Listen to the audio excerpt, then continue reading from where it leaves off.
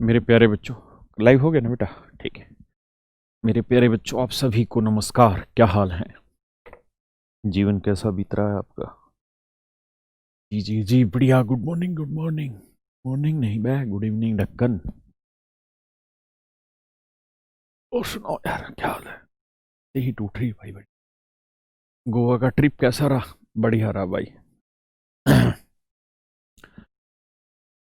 कहाँ घूमे? गोवा में घूमने का कुछ चाहिए नहीं भाई। गोवा सबसे बेकार जगह है। गोवा में घूमने का है सिर्फ बीचेस, समुंदर देखते रहो देखते रहो देखते रहो, पागल हो जाओ उन्हीं को देखते देखते।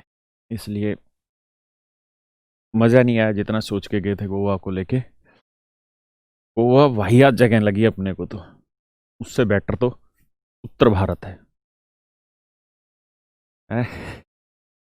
हाँ, सही कह रहे हो। गोवा तो गलत कामों के लिए ज़्यादा फेमस है। नहीं नहीं नहीं, ऐसा नहीं है। चलिए मेरे दोस्तों, मस्त रहिए। Good evening, good evening. जय श्री राम। राम राम भाई। राम राम। किसान आंदोलन का समर्थन नहीं कर रहे हैं यार, दिल से करते हैं हम तो किसानों।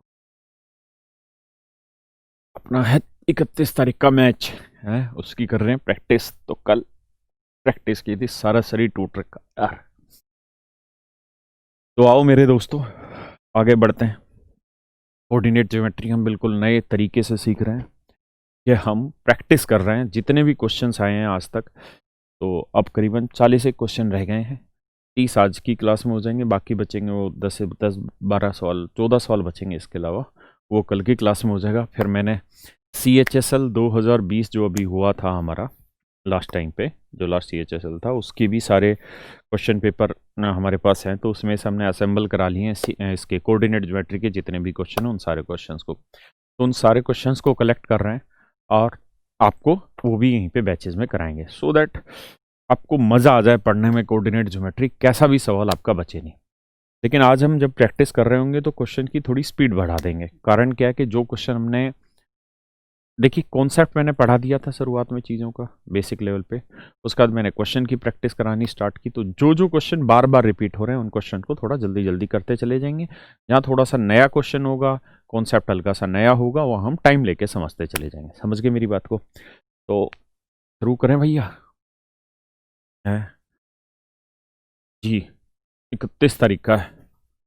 आज हो गया सोमवार मंगल। आज होगी 28 तारीख।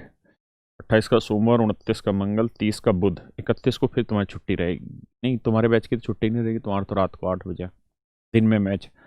जी जी, आपकी पढ़ाई का नुकसान नहीं होगा। 31 को आपका मैच, मतलब 31 को आपकी क्लास रखेंगे। बुधवार हुआ ना, सोमवार मंगल बुध बृहस्पतिवार हुआ। 31 को भी तुम्हारी क्लास रखेंगे। और मेरे को माता वैष्णो देवी जाना है 10 तारीख को। तो 10, 11 और 12, 3 दिन आपकी फिर से छुट्टी होगी। 10, 11 और 12। तो अभी 4-5 दिन छुट्टी हो गई, फिर 10, 11, 12 मुझे छुट्टी करनी है। तो हम करेंगे क्या इसका इंतज़ाम कि हम संडे को भी अभी क्लास कंटिन्यू करेंगे, ठीक है? और 31 तारीख को शायद बाकी बैचों की छुट्टी हो, लेकिन आपके बैच की छुट्टी नहीं होगा, क्योंकि आपका बैच वैसे भी लेट नाइट रहता है, 8 से 9:30 में। ठीक है भैया? चलिए तो शुरू करते हैं भैया। आ जाओ सारे भाई, टाइम पे करें स्टार्ट। तो मेरी बात को ध्यान रखिएगा कि जो क्वेश्चंस हमने पहले से कर रखे हैं सेम टाइप के, उनको मैं हिंट दे के छोड़ता चला जाऊंगा। क्योंकि लगभग 100 से ऊपर क्वेश्चन हो चुके हैं जिनकी प्रैक्टिस हम कर रहे हैं। उसके बाद फिर CHSL के हर सेट में के क्वेश्चन लगाते हैं, तो 35 क्वेश्चन वहाँ से निकल जाएंगे। फिर CDS के भी लेंगे इस बैच में, तो सारे क्वेश्चन मैं कोऑर्डिनेट ज्योमेट्री के करा दूंगा आपको। ठीक है भाई? तो आज ही समझते हैं। भाई, मेरे प्यारे बच्चों, आइए तो फिर कोऑर्डिनेट ज्योमेट्री का हम अगला सेशन स्टार्ट करते हैं। पढ़िए जरा इस क्वेश्चन। कहता है मूल बिंदु से गुजरने वाली रेखा को बिंदु M पर लंबवत काटती है। M का ज्ञात करें।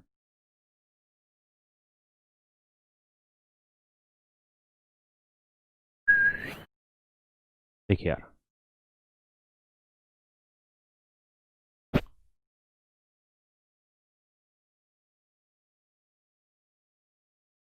सवाल में मेरे प्यारे बच्चों कह रहा है कि एक लाइन है। इस लाइन की इक्वेशन 3x - 2y = 6। ये ओरिजिन है जिसका मतलब है 0 0। सवाल में क्या कह रहा है? कह रहा है जी यहाँ ये एक लाइन है जो इस लाइन के ऊपर परपेंडिकुलरली काट रही है ना। तो सबसे पहले आप मुझे बता दो कि इस लाइन का स्लोप क्या होगा। तो स्लोप का मैंने फार्मूला बताया था -a/b, माइनस ए की वैल्यू है 3, बी की वैल्यू है -2। तो आप उत्तर देंगे जी 3/2। तो इस लाइन का स्लोप 3/2 है, तो इस वाली लाइन का स्लोप होगा कितना? 2। तो इस लाइन की इक्वेशन होगी y - y1, है ना, इंटू स्लोप।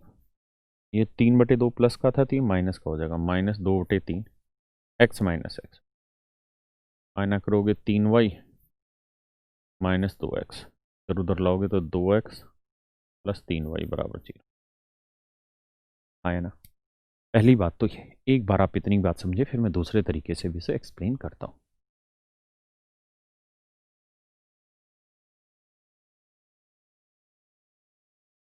आई भाई बात समझ में कि नहीं आई रहे?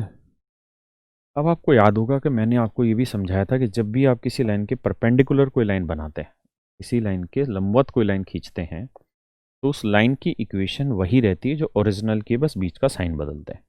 जैसे ये 3x है तो यहाँ 2x आ जाएगा, ये 2y है तो इसकी जगह 3y। बताया था ना, कोफिशिएंट इंटरचेंज हो जाता है। यहाँ माइनस है तो यहाँ प्लस कर दो, यहाँ प्लस होता तो माइनस कर देते हैं, बीच का साइन चेंज। और इसे इक्वल टू के मान लेते हैं, यानी इस वाली लाइन की जो इक्वेशन होनी है वो 2x plus 3y equal to के होनी है, इसमें कोई दो राय नहीं। और अगर ये लाइन ओरिजिन से होके गुजरने लग रही है तो इस बात का अर्थ ये हुआ, ओरिजिन से होके अगर ये लाइन गुजरने लग रही है मेरे बच्चों, तो इस बात का अर्थ ये हुआ कि ये पॉइंट इसको सेटिस्फाई करेगा। और अगर आप x और y दोनों 0 0 ले लेंगे तो ये भी 0 ये भी 0, तो यानी k की वैल्यू क्या आ जाएगी? 0। यानी इस लाइन की इक्वेशन आ गई 2x plus 3y equal to 0। क्या आप मेरी बात से सहमत हैं यहाँ तक? हाँ है ना? बोलो भैया, सहमत हैं कि नहीं है? बोलिए ना। तो सवाल में कह रहा जी बताइए कौन कौन से बिंदु, मतलब अब ये दोनों लाइनें एक दूसरे को काटेंगी तो एक्स वाई की वैल्यू बतानी है क्या होगी।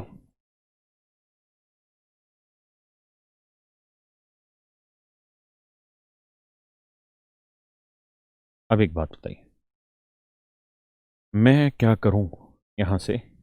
ये 2x प्लस 3y 0 है, ये 3x माइनस 2y बराबर 6 है। जैसे मर्जी कर, आप ऐसे कर सकते हैं सवाल को कि यहाँ 3 है यहाँ 2 है, तो इधर 3 से गुना कर देते हैं, है ना। तो इसे 3 से करेंगे तो 3 दूनी 6x जमा 3 तिया 9y बराबर 0। इसे 2 से कर दीजिए, 2 तिया 6x माइनस 2 दूनी 4y बराबर 2 छिक 24, ना सॉरी सॉरी 2 छिक 12 माइनस प्लस, ये कट गया, नोट 4 13y बराबर -12।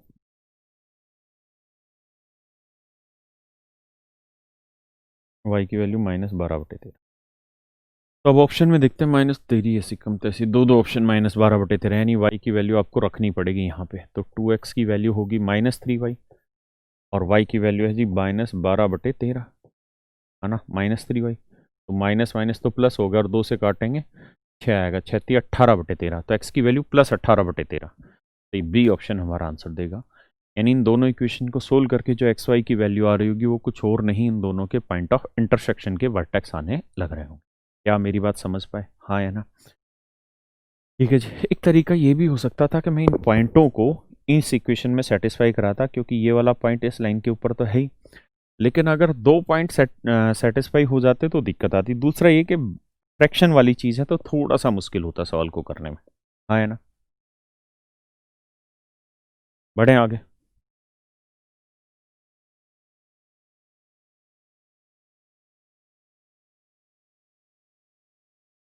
ये भाई मैंने करा रखा बहुत सारे सवाल।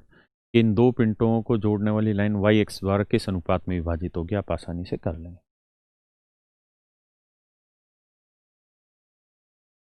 देखिए जी, एक रेखा का ढलान माइनस है जो इतने बिंदु से गुजरती हो। तो अगर किसी लाइन के दो पॉइंट दे रखे हैं, एक पॉइंट ये और एक पॉइंट ये, तो क्या हम इसका स्लोप नहीं निकाल सकते? आप कहेंगे निकल जाएगा, y2 माइनस y1। अब डायरेक्ट लिखो, 5 माइनस माइनस 1 यानी 5 प्लस 1, 5 प्लस 1 बटे x2 minus x1 x minus 2, और स्लोप है जी -1।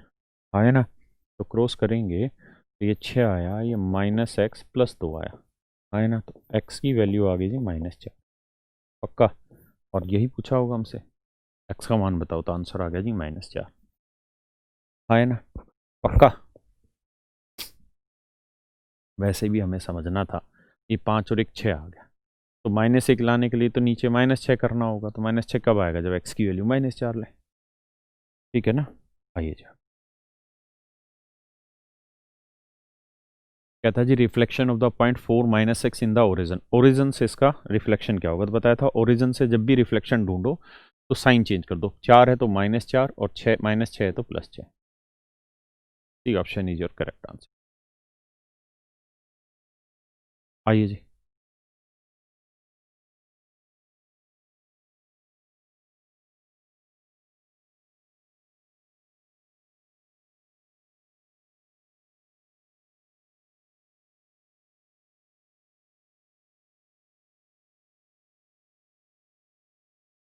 देखिए मेरे दोस्तों, आपको पता है इक्वेशन बनाने का फार्मूला होता है y माइनस वाई वन, तो -3 है, माइनस माइनस +3 आ जाएगा। स्लोप दे रखा है जी -2/3, और x minus x1 minus 3y जमा 3×3 = 9 -2x +2, तो +2x +3y, 9 में 2 गया -7, that is.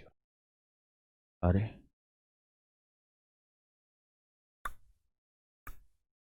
y minus y one x minus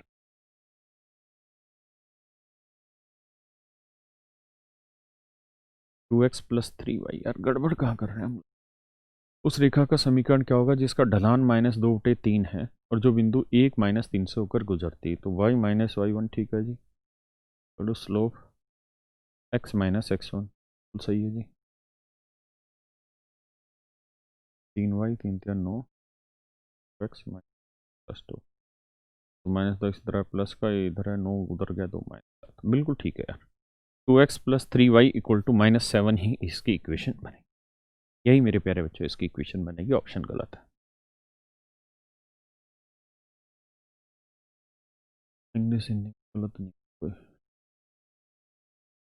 आइए,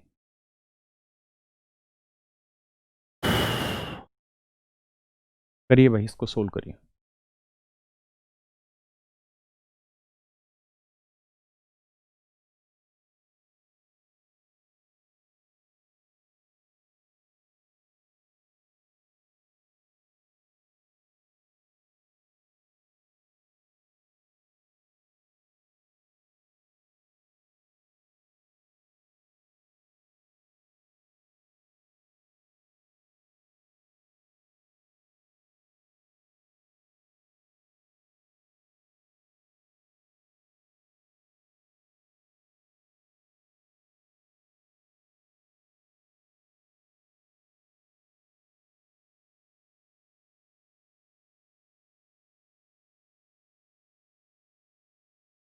आइए भैया, कहता है त्रिभुज का क्षेत्रफल ज्ञात कीजिए जिसके शीर्ष ये कोई ट्रायंगल है मेरे बच्चे।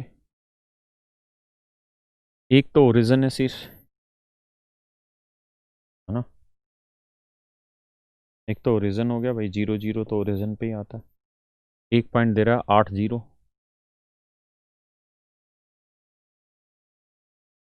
ठीक है, 0 8, 0 8 करोगे भैया तो x की वैल्यू 0, y की वैल्यू 8, यहाँ कहीं आएगी।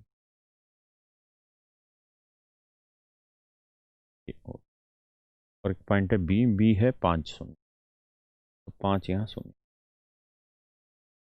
तो अब आप समझ गए होंगे इस ट्रायंगल के एरिया आपसे निकलवाने की बात हो रही। तो मेरे प्यारे बच्चे, इस त्रिभुज का क्षेत्रफल कैसे होगा, आप जानते हैं ये डिस्टेंस 5 है, ये डिस्टेंस 8 है, एरिया होगा half into base into height, उत्तर आएगा 20, यानी इस ट्रायंगल का जो एरिया आएगा वो 20 स्क्वायर यूनिट आया ना। वैसे इसका एक फार्मूला रहता है, अगर तीनों वर्टेक्स आपको दे रखे हो, अगर मान लीजिए ट्रायंगल है, ये वाला वर्टेक्स है x1 y1, ये वाला वर्टेक्स है x2 y2, ये वाला वर्टेक्स है x3 y3।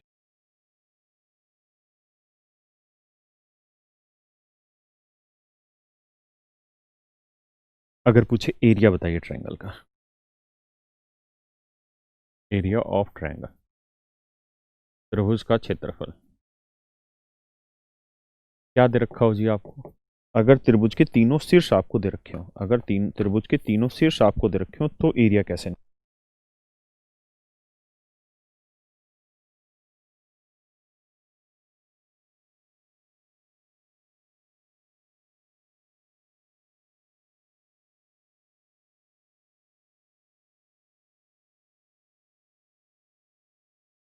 एरिया का फार्मूला होता है 1/2 modulus x1 y2 minus y3 plus x2 y3 minus y1 plus x3 y1 minus y। ये मॉडुलस में होता है, ध्यान रखें। मॉडुलस का मतलब होता है जो भी उत्तर निकल के आएगा वो प्लस हो जाना। आप ऐसे समझ लीजिए ये एक ब्रैकेट है और इस ब्रैकेट का मतलब है कि जो भी इसकी वैल्यू आएगी वो पॉजिटिव ही आनी चाहिए, नेगेटिव नहीं होगी, क्योंकि एरिया सदैव ही पॉजिटिव होता है। एरिया का अर्थ ही होता है कि कितनी जगह हमने घेरी है ना। तो अगर हम यहाँ से अगर उसको निकालने का प्रयास करें तो हमें ये देखना था यहाँ पर ये जो ट्रायंगल है उसके 3 वर्टेक्स हमको दे रखे हैं। एक वर्टेक्स है जी 0, 8, एक वर्टेक्स है जी 0, 0 और एक वर्टेक्स है जी। तो हमें इसका अगर एरिया निकालना है तो एरिया होगा सर हाफ ये मॉडुलस, ठीक है। x1 ले लेते हैं, ये x1 x3 ऐसे ही y1 y2 y3। तो x1 0 मैं पूरा लिखवा ही देता हूँ। अब x1 0 x1 आ गया, उसके बाद क्या लिखेंगे y2 माइनस y3 है ना। तो y2 क्या हुआ जी 0, लिख ही देता हूँ ताकि आप समझ। तो देखिए मित्र y2 0 है, माइनस y3 की वैल्यू भी 0 प्लस x2 की वैल्यू भी 0। अब x2 0 है तो आगे लिखेंगे तो भैया क्या लिखेंगे, x2 0 है तो y3 की वैल्यू कितनी है जी 0 माइनस y1 की वैल्यू है जी 8, फिर आएगा प्लस x3 कितना है जी 5। फिर लिखेंगे हम क्या x3 के बाद y x3 से हमने क्या लिखा था y1 माइनस y2, यही था ना भाई। अरे कहाँ लिखा है मैंने फॉर्मूला, हाँ x3 का लिखेंगे y1 minus y2, y1 minus y2। तो y1 की वैल्यू कितनी है 8 और y2 की वैल्यू क्या है जी 0। ये मॉडुलस है। तो जीरो को किसी से गुना करोगे 0, 0 को किसी से गुना करोगे 0, 5 8 40, तो 1/2 गुना 40 है ना। तो आंसर आ गया। जब आपको पेपर में ये चीज़ करनी होगी तो आप खुद ही समझते हैं कि फार्मूला लगना हाफ x1 की वैल्यू 0 है तो 0 को गुना करोगे 0 आना, छोड़ दो, प्लस x2 की भी 0 है, 0 से गुना करोगे 0 ही आना, प्लस x3 की वैल्यू 5 और y1 माइनस y2 तो 8 माइनस 0। बस ये हमारा आंसर सोल्व करना था, है ना। तो धीरे धीरे लेटर ऑन प्रैक्टिस में आपको ये चीज़ें समझ में आ है ना। बढ़े आगे भाई।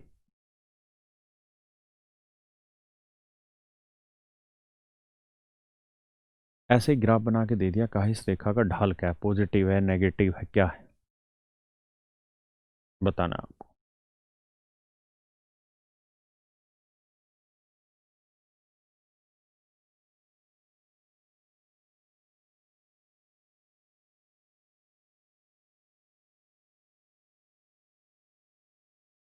देखिए यार दो चीजें, पहली चीज ये कि जीरो कब होता है भाई, ढाल स्लोप की बात हो रही है तो m = tan थीटा होता है ना।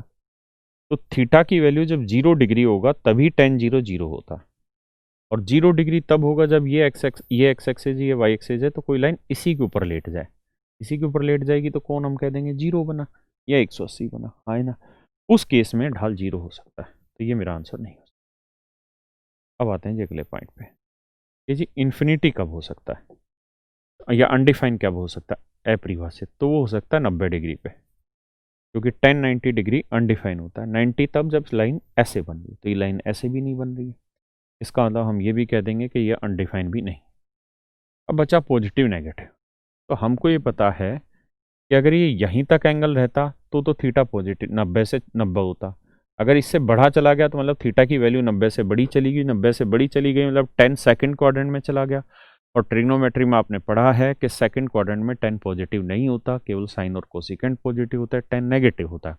इसका मतलब 10 जो भी एंगल होगा उसकी वैल्यू नेगेटिव आएगी, तो नेगेटिव आएगी तो इसका मतलब इसका जो स्लोप होगा वो नेगेटिव होगा, पॉजिटिव नहीं। इसलिए मेरा ऑप्शन बी यहाँ पर बिल्कुल सही होता है। ठीक है जी, आइए।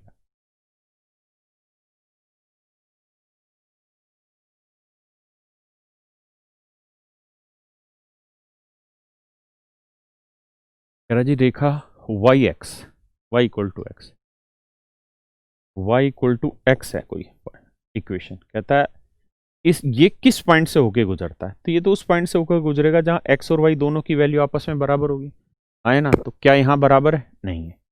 क्या यहाँ माइनस है या प्लस बराबर है? नहीं है। यहाँ प्लस या माइनस बराबर नहीं है, केवल यही ऑप्शन है 1 1, ये बराबर है। बात आ रही कि नहीं आ रही समझ में? हाँ है ना, आइए आगे।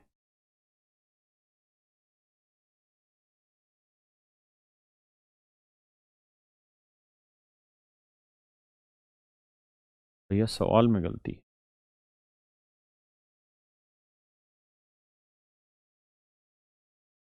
सवाल में मिस्टेक है। क्या मिस्टेक है समझाता हूँ। यहाँ 5 नहीं आएगा, यहाँ के आएगा।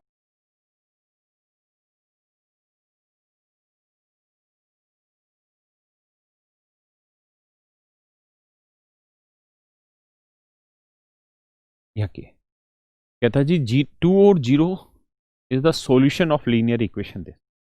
तो कोई पॉइंट किसी लाइन का सॉल्यूशन तभी होगा जब वो पॉइंट उस लाइन के ऊपर लाई करता हो, अगर लाई करेगा तो उस इक्वेशन को सेटिस्फाई करेगा, हाँ है ना। यानी 2 0 इस लाइन को सेटिस्फाई करेगा तो एक्स की वैल्यू 2 2 दूनी 4 और वाई की वैल्यू 0, तो ये हो गया 0 इक्वल टू के, तो के की वैल्यू आ गई जी 4। आया ना मेरे बच्चे, समझ में आई बात? नहीं आई? पक्का? बढ़े आगे।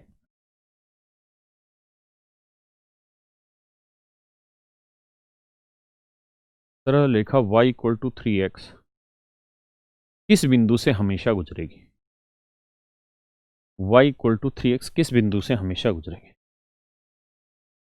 देखिए यार y इक्वल टू 3x का मतलब ये हुआ कि x का 3 गुना y होगा, तो 0 का क्या 3 गुना है? नहीं। क्या 2 का 3 गुना x, सॉरी उल्टा लिख रहा हूं मैं। सवाल ने कहा कि y की वैल्यू x का 3 गुना होगी, तो x 2 है तो y की वैल्यू 3 गुना है? नहीं। 1 है तो 1 का 3 गुना है ये? नहीं। 0 है तो 0 का 3 गुना है? नहीं। यहाँ 0 है तो 0 का 3 गुना 0 ही हुआ, तो ये सेटिस्फाई कर रहा है। बात आ रही है समझ में? छोटी छोटी बेसिक बातें समझ के चलो उन्हें।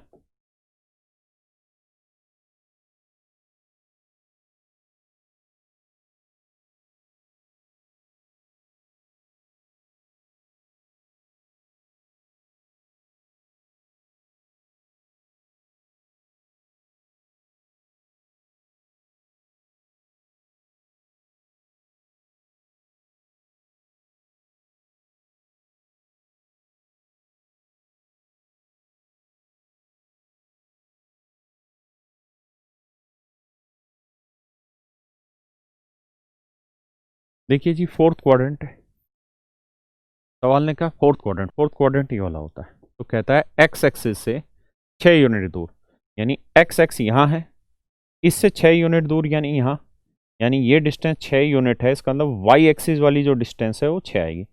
लेकिन फोर्थ क्वाड्रेंट में आप जानते हैं वाई नेगेटिव रहना, और कहता है वाई अक्ष से 7 यूनिट दूर है, वाई अक्ष से 7 यूनिट दूर है। अगर वाई अक्ष से 7 यूनिट दूर है, चौथा क्वाड्रेंट है, हाँ है ना, वाई अक्ष से कितना दूर है? 7 यूनिट दूर है। X from x unit axis and 7 unit away from y axis, y axis से 7 यूनिट दूर है, तो वाई एक्सेस से 7 यूनिट दूर यानी यहाँ बनेगा, मतलब एक्स की लेंथ आएगी 7, तो कोऑर्डिनेट हो सकते हैं 7 और -6, यानी ऑप्शन ये सही।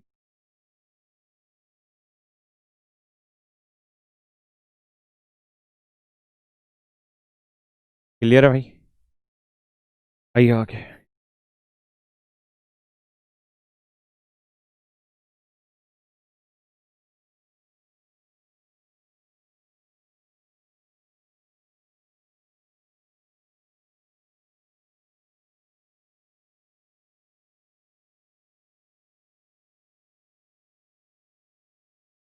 आइए मेरे दोस्तों, सवाल में कह रहा है जी ये कोई दो पॉइंट है, इन दोनों पॉइंट से जो लाइन गुजरती है, तो इन दोनों पॉइंटों का स्लोप निकाल लेते हैं। क्या होगा भैया, y2 minus y1 0 minus 1 upon x2 minus x1, तो -2 माइनस -5, तो माइनस माइनस प्लस 5, तो -1/3।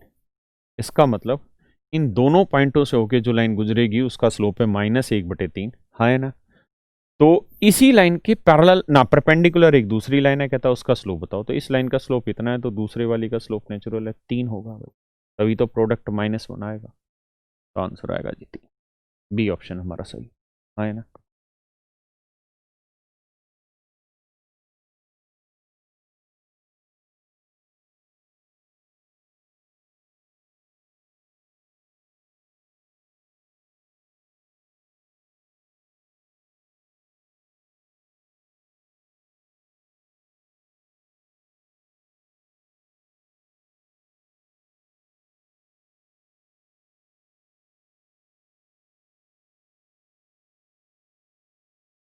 देखिए यार दोस्तों, पहले आप पढ़ लो फिर मैं आगे बता रहा हूँ। पढ़ो भाई, पढ़ो पढ़ो।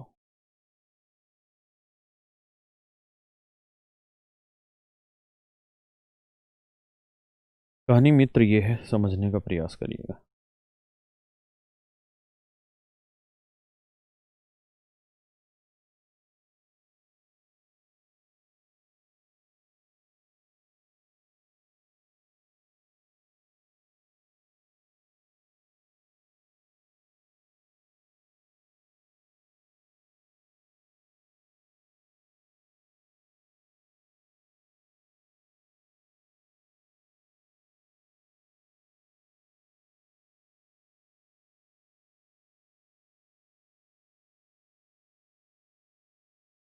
ये भैया एक्स एक्सेस वाई एक्सेस दो लाइनें हो गई, हाँ है ना। अब चर्चा का दौर आगे बढ़ाते हैं। तो कहता है एक रैखिक समीकरण 3x plus 4y equal to 24 का लेखा चित्र एक सरल रेखा है जो एक्स एक्स और वाई एक्सिस को काटती है।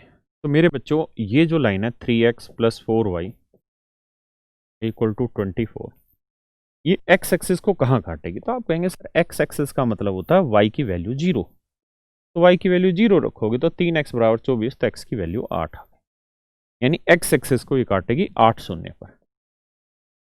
ये कोई बिंदु हुआ 8 शून्य, है ना। और वाई एक्सिस को काट रही, तो वाई एक्सिस का मतलब मेरे प्यारे बच्चों हुआ वाई की वैल्यू 0, सॉरी वाई एक्सिस का मतलब हुआ एक्स की वैल्यू 0, क्योंकि वाई एक्सिस पे एक्स 0 होता है। तो ये 0 हो गया, एक्स की वैल्यू 0 रखोगे तो ये 0 हो गया, तो 4y बराबर 24, तो y की वैल्यू आ गई 6, यानी वाई एक्सिस पे काटेगी 0 6 पे, ये काटेगी जी 0 6 पे, हाँ है ना। अब सवाल में कह रहा है कि P कोई पॉइंट है जिसकी वैल्यू है, ये O था, हाँ है ना, ये A पॉइंट था जी, ये B पॉइंट था, यहां तक की बात थी अलग। साथ में ये भी कह रहा था कि ए बी की लेंथ उसने दे रखी है जी कितनी, 10 सेंटीमीटर है। अब चर्चा आगे बढ़ाते हैं। सवाल में अब कहने लग रहा है क्या कि भैया OA और OB भुजाओं पर दो बिंदु हैं P और Q। तो P जो बिंदु है वो है 2 0 2 0, और Q जो बिंदु है वो 0 3/2 है। तो 0 और 3/2, 3/2 मतलब 1.5, जैसे मर्जी समझ। ये तो सवाल में आपसे पूछ रहा है पी क्यू की लेंथ बताइए क्या होगी।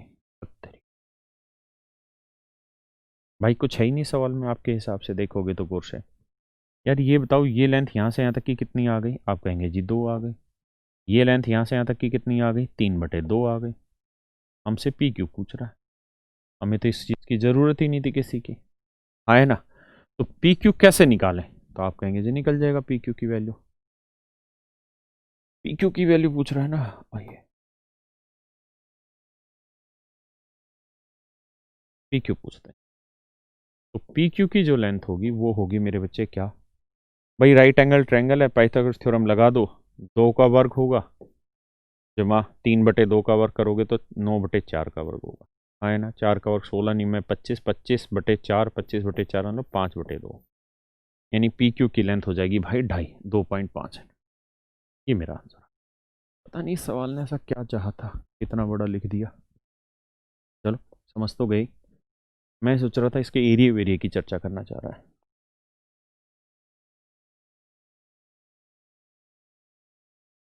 बताइए।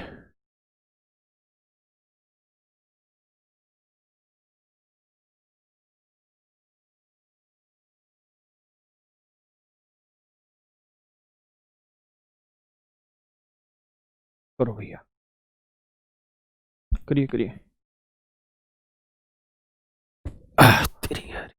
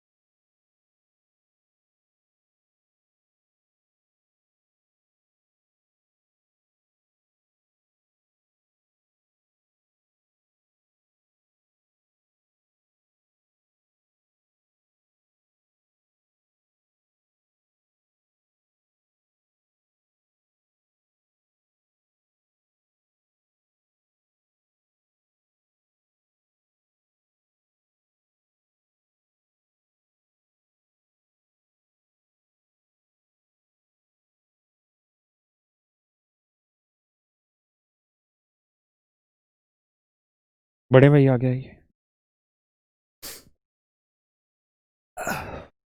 ओ यार, देखो यार एक बात समझो।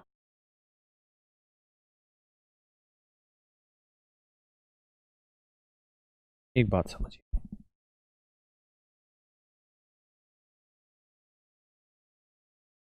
ये कोई लाइन, मैं आपसे पूछना ये चाह रहा हूं कि 3x + 2y बराबर 30, ये लाइन x एक्सिस और y एक्सिस को कहां कहां काटती है, ये बताइए। ये लाइन x एक्सिस और y एक्सिस को कहां कहां काटती है, आपको इस बात का उत्तर देना है। ये मेरा सवाल आपसे, उत्तर बताइए मेरे दोस्त कि where did this line intersect x axis और y एक्सिस।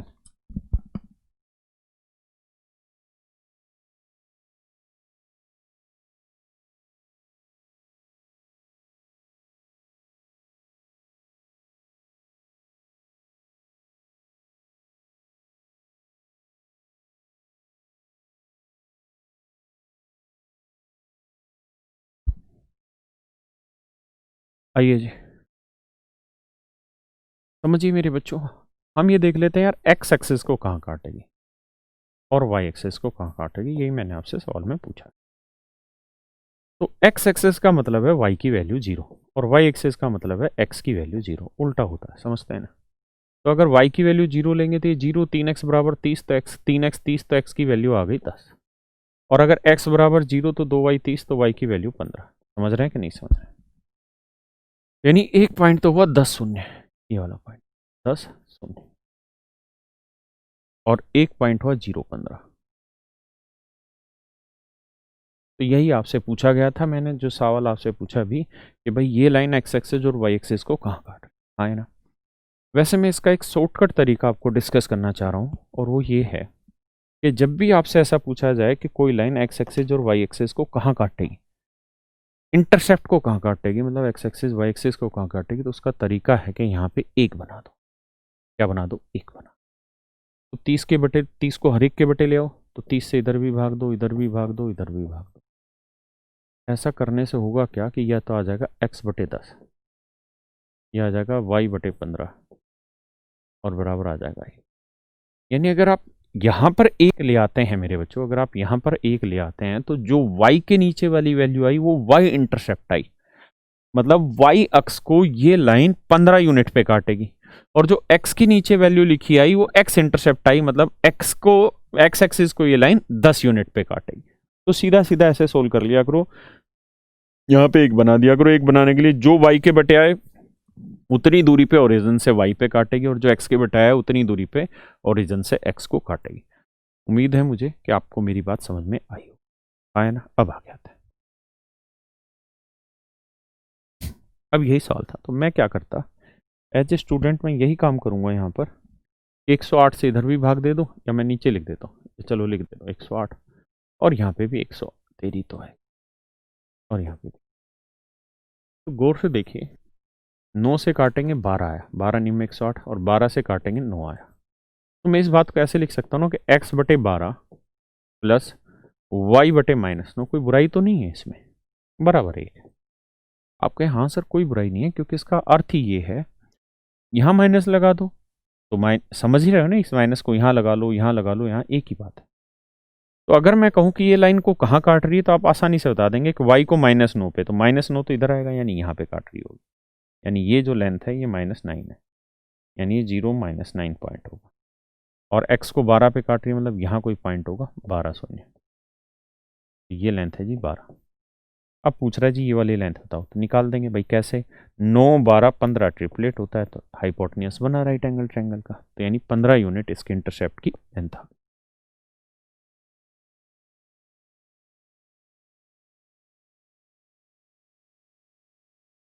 करिए जी।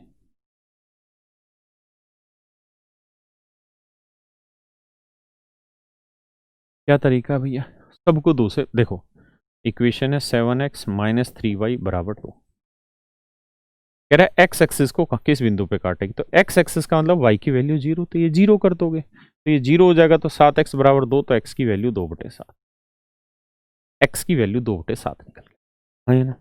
अगर आप ऐसा नहीं करना चाह रहे तो आपको थोड़ा सा दिमाग दौड़ाना पड़ेगा, सबको 2 से भाग दे दो, अभी जो सिखाया, तो 2 से भाग दोगे तो हम इसे लिख सकते हैं x बटे 2/7। आप कहें कैसे, क्योंकि ये पलटेगा तो 7/2 ही तो आएगा, तो वही लिखा है। और यहां लिख देंगे प्लस y बटे 2/3 के आगे माइनस, देखो कोई फर्क नहीं पड़ा, और यहाँ आ गया 1, यानी y को यहाँ काटेगा और x एक्सिस को यहाँ पे काटेगा। यही सवाल ने पूछा था, मुझसे सिर्फ x एक्सिस का पूछा था, तो मैं सीधा भी निकाल सकता था या ऐसे भी। करिए जी।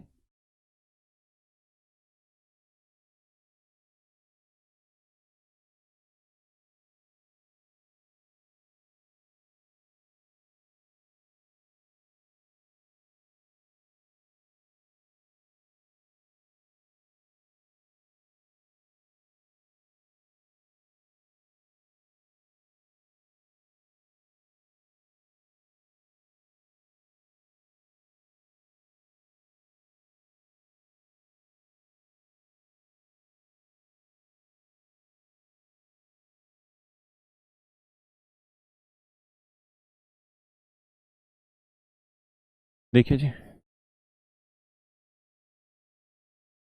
सवाल में कह रहा है कि सरल रेखा एक्स एक्सिस और वाई एक्सिस द्वारा घिरे क्षेत्र का क्षेत्रफल ज्ञात करो, तो सबको 36 से भाग दे दो, क्यों, ताकि यहाँ एक बन जाए। ऐसा करने पे पता चल गया, 9 चौक 36, 4 नीम 36, तो x बटे 9 आया प्लस y बटे 4 आया। नहीं नहीं नहीं, गलत करें, 9 चौक 36 और 4 नीम 36,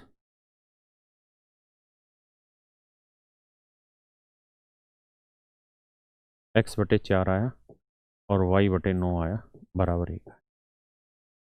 अब आपको ये पता चल गया कि अगर ग्राफ बनेगा तो x एक्सिस को तो काटेगी 4 पे, यानी यहाँ पे ये कोई पॉइंट होगा 4 शून्य, मतलब ये वाली जो डिस्टेंस होगी ये 4 होगी, और y को काटेगी 9 पे, तो यानी ये वाली जो डिस्टेंस होगी ये 9 होगी, यानी ये पॉइंट होगा 0 9, यानी ये ट्रायंगल बनी है आपकी। है ना। ये मेरे प्यारे बच्चों आपकी त्रिभुज बनी। तो कहता है इसका क्षेत्रफल निकालो। भाई एक्स एक्सिस तो यही लाइन हुई ना मेरे बच्चे, सॉरी, एक्स एक्सिस तो यही लाइन हुई, वाई एक्सिस ये लाइन हुई, और स्ट्रेट लाइन की ये वाली लाइन बनी। तो इन तीनों लाइनों से ध्यान देना दोबारा से, भाई ये जो स्ट्रेट लाइन लिखी थी 9x-4y बराबर 36, वो तो ये वाली होगी ना, एक्स एक्सिस ये वाली होगी, वाई एक्सिस ये वाली होगी। इन तीनों से मिलके तो यही ट्रायंगल बना, तो इस ट्रायंगल का एरिया क्या होगा, राइट एंगल बन जाएगा। दो half into base into height, 9 × 4 18। समझ रहे हो। पेपर में इस बात को ध्यान रखना क्या, कि जब भी आप कोई ग्राफ बनाएंगे और आपको कोई इक्वेशन लिख दे, कुछ भी लिख देता है, मान लीजिए मैं इक्वेशन को इस फॉर्मेट में लिख लेता हूं, x/a + y/b = 1। कोई भी इक्वेशन होगा हम इस फॉर्मेट में बना लेंगे। कहता है ये x एक्सेस और y एक्सेस। आपसे सवाल में पूछे इन तीनों लाइनों से घिरे त्रिभुज का क्षेत्रफल ज्ञात करें, इन तीनों रेखाओं से घिरे त्रिभुज का क्षेत्रफल ज्ञात करिए। तो मेरे बच्चों इसका तरीका यह है कि आपको पता है ये x को a पॉइंट पे काटेगा, x को a पॉइंट पे काटेगा, है ना। यानी ये वाला जो पॉइंट होगा, ये वाला जो पॉइंट होगा ये a शून्य होगा, यहां वाला जो पॉइंट होगा ये शून्य भी होगा। ठीक है जी, ये स्ट्रेट लाइन बनाए।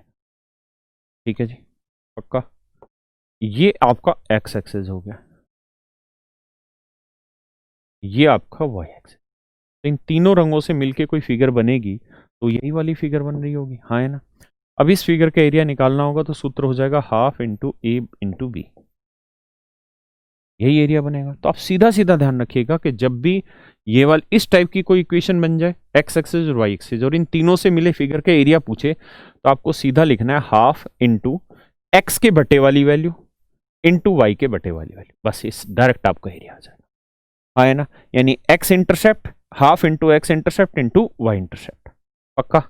तो अगर हम इस सवाल पे आए मित्र, तो इस सवाल को हम चतुराई से करते तो ऐसे लिखते जी कि जी इसका जो एरिया होगा वो होगा बाबू half into x intercept into Y intercept, तो इसका एरिया होगा 18। आए ना मेरे भैया, किसी भैया कोई दिक्कत है नहीं, आइए करिए।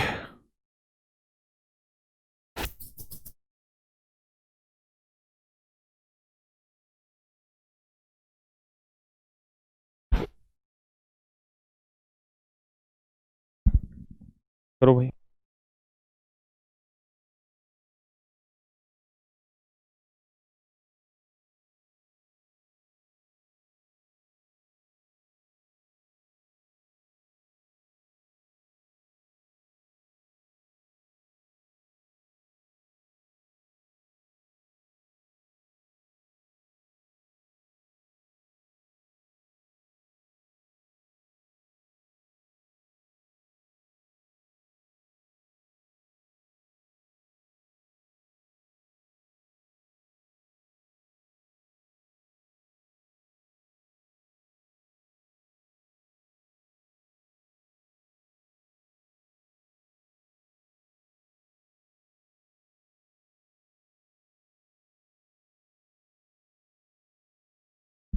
आइए मित्र, सवाल में कह रहा है जी ये ओरिजिन जो है, an equation whose graph passes through the origin, यानी इनमें से कौन सी ऐसी समीकरण है जिसका ग्राफ मूल बिंदु से होकर जाएगा। तो आप अच्छे से इस बात को समझिए आसानी से कि ओरिजिन से वही पॉइंट मतलब वही इक्वेशन गुजरेगी जो 0 0 को सेटिस्फाई कर देगी, क्योंकि ओरिजिन पे तो पॉइंट 0 0 होता है। तो हमें यही समझना है कि 0 0 किस इक्वेशन को सेटिस्फाई करेगा। यहाँ तो 0 0 तो होगा नहीं। अगर एक्स वाई दोनों 0 रखोगे तो के की वैल्यू हर हाल में 0 आनी, भाई यही तो होती है equation, A X plus B Y equal to C. तो आप जानते हैं 0 0 रखोगे तो ये भी 0 ये भी 0, मतलब सी की वैल्यू हर हाल में 0 आनी चाहिए तभी आंसर है। तो इसमें भी नहीं है, इसमें भी नहीं है, केवल इसमें। तो 2x + 3y = 0, ये ऑप्शन हमारा बिल्कुल करेक्ट आंसर, हाँ है ना।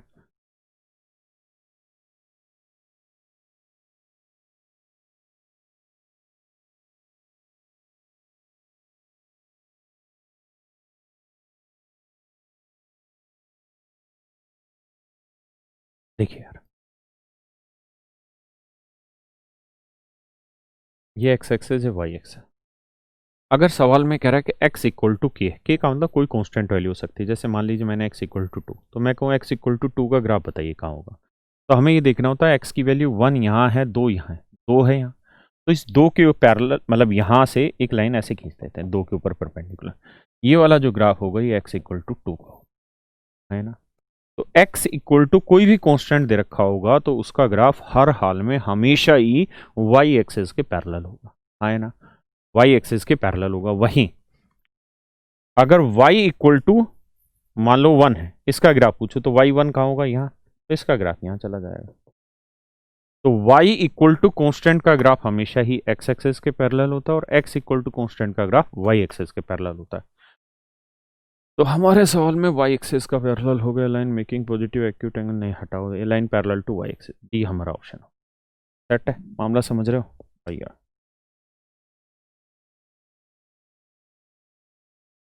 कह रहा जी y एक्सिस को किस पॉइंट पे काटेगी, तो y एक्स पे x की वैल्यू होती है 0, भाई y एक्स पे x की वैल्यू 0 होती है, तो x की वैल्यू 0 केवल यही है, यही हमारा आंसर हो गया भाई, और तो कोई आंसर हो ही नहीं सकता ना, क्योंकि y एक्सिस पे तो 100% x की वैल्यू 0 होगी। तो चारों ऑप्शन में केवल एक ही ऑप्शन ऐसा था जिसमें x एक्सिस पे x की वैल्यू 0 थी। आइए जी,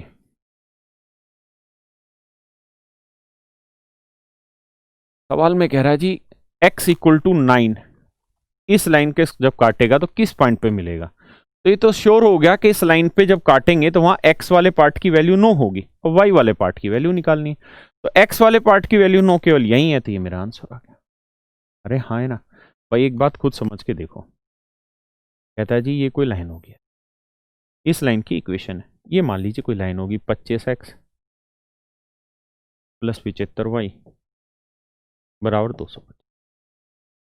कह रहा जी x equal to 9, x equal to 9 मतलब 9 यहां बनेगा तो इसके पैरेलल ये लाइन, तो अगर इसके पैरेलल बनाओगे यहाँ तो इसका मतलब ये तो तय हो गया कि ये वाला पॉइंट तो 9 होना ही होना है, x वाले वर्टेक्स की जो लेंथ होगी, सॉरी x इक्वल टू 9 था ना, सॉरी सॉरी सॉरी, अगर x इक्वल टू 9 था तो x की वैल्यू 9 यहाँ कहीं होगी, तो ग्राफ ऐसे बनेगा, हाँ है ना। इसका मतलब ये वाला पॉइंट तो 9 होगा ही होगा ना, दूसरे की जो मर्जी वैल्यू, तो हमें तो यही चेक करना था, तो केवल यही ऑप्शन। अगर आपको y की भी वैल्यू निकालनी है तो x की वैल्यू रख दो, 25 नहीं में 225, 225 से 225 कटा तो y की वैल्यू आ गई 0, तो बी ऑप्शन आपका आंसर हो। हाँ जी, समझ में आ रही बात।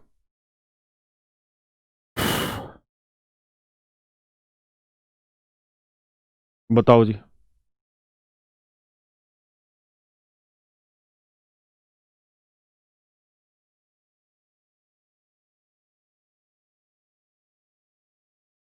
तरीका कितना प्यार से सिखाया तुम्हें, सीखने की कोशिश करो।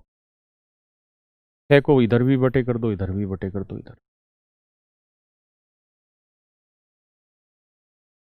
1 आ गया, यानी x/3 plus y/2 equal to. अगर यहाँ ट्रायंगल होती बात अलग है, लेकिन यहाँ है क्वाड्रिलेटरल, तो समझने का प्रयास करें। अगर बेटा x की वैल्यू 3 है तो मतलब यहाँ पे ये डिस्टेंस 3 होगी बेटा, यानी ये पॉइंट 3 0 है, y/2 है यानी y इंटरसेप्ट की वैल्यू 2 होगी। तो अगर मैं आपसे ये पूछ लूँ तो इसमें आपको कोई आपत्ति नहीं होनी चाहिए, ये लाइन बनेगी। आइए अब इस लाइन पे तो बटे 1 है ही सब पे भैया, इसमें तो संकोच है ही नहीं, इस पे तो सब पे ही बटे 1 है। अगर सब पे ही बटे 1 है तो यानी x 1 पे काटेगा, यानी यहाँ पे, और y भी 1 पे काटेगा, यानी यहाँ पे, है ना। मानते हैं कि नहीं, इसका मतलब ये वाली लाइन होगी इसकी, ठीक है। आइए जी आगे, अब कह रहा है x इक्वल टू 0, तो x इक्वल टू 0 मतलब y एक्सेस, तो y एक्सेस की लाइन कौन सी बनी बेटा, तो y एक्सेस ये वाली लाइन हुई, है ना। अब y इक्वल टू 0, तो y इक्वल टू 0 कब होता है भैया, तो आप कहेंगे सर वो y इक्वल टू 0 होता है x एक्सेस, ये वाली लाइन बनी। तो इन चारों रंगों वाली लाइनों से मिलके कौन सा एरिया कॉमन एरिया दिखाई दे रहा है, तो आप कहेंगे जी ये वाला एरिया हमें कॉमन दिखाई दे रहा है। क्यों, क्योंकि इससे भी टच हो रहा है, इससे भी टच हो रहा है, इससे भी टच हो रहा है और इससे भी टच हो रहा है, सबसे टच होने लग रहा है ये वाला एरिया। मेरी बात समझ में आ रही कि नहीं आ रही? हाँ है ना? तो ये एरिया निकालना है। तो क्या तरीका होगा इसको निकालने का? तो इसको निकालने का सूत्र होगा भैया ये कि आप पूरी बड़ी ट्रायंगल के एरिया ले लो, हाँ है ना, उसमें से छोटी ट्रायंगल के एरिया घटा दो, ये आपका आंसर आ जाएगा। तो देखिए जी, बड़ी ट्रायंगल पहले छोटे के एरिया ले लो, तो ये लेंथ 1 है, ये लेंथ भी 1 है, तो इसका एरिया आ गया half into base into height करेंगे, तो half into base into height करेंगे तो ये आएगा 1/2 यानी 0.5। पूरी बड़ी ट्रायंगल के एरिया पूछें तो पूरी बड़ी ट्रायंगल के एरिया में ये लेंथ आ जाएगी 2 0 2 है, मतलब ये वाली जो लेंथ है ये आ जाएगी 2, और ये वाली लेंथ आ जाएगी कितनी, 3 0 था तो 3, तो ये 3 हो गई, ये 2 होगी, तो एरिया आएगा हाफ इंटू 3 इंटू 2, 2 से 2 काटा तो उत्तर आया 3।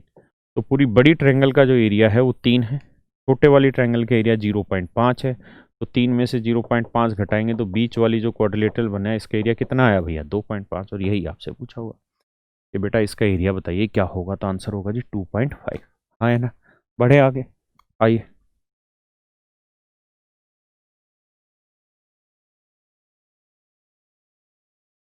कह रहा जी एक्स एक्स को किस पॉइंट पे काटेगा, समझ ही गए, 20 से सबको भाग दे दोगे, एक्स के बटे जो वैल्यू आएगी वो आपका आंसर 5 आंसर आ जाएगा। वैसे भी आप समझते हैं एक्स एक्सिस को काटने का मतलब है वाई की वैल्यू 0, वाई की वैल्यू 0 ना यहाँ है ना यहाँ, यानी ये दोनों। अब y की वैल्यू 0 रख दें तो 4x बराबर 20, तो x की वैल्यू क्या है 5, तो ये तो हो नहीं सकता, तो बी है ऑप्शन हमारा आंसर। करिए भाई, मिड पॉइंट चाहिए सी और डी का, निकाल लेंगे। वाई एक्स पर का प्रतिबिंब क्या होगा? तो तुम्हें बताया था कि अगर वाई एक्सिस पे मिरर रखते हैं तो किसके साइन चेंज होते हैं मेरे बच्चे? तो आप कहेंगे सर एक्स वाले पॉइंट के चेंज होते हैं, तो 2 है तो -2, और ये वाई वाला सेम रहेगा, तो है कहीं पॉइंट -2 -3 पॉइंट, बी ऑप्शन।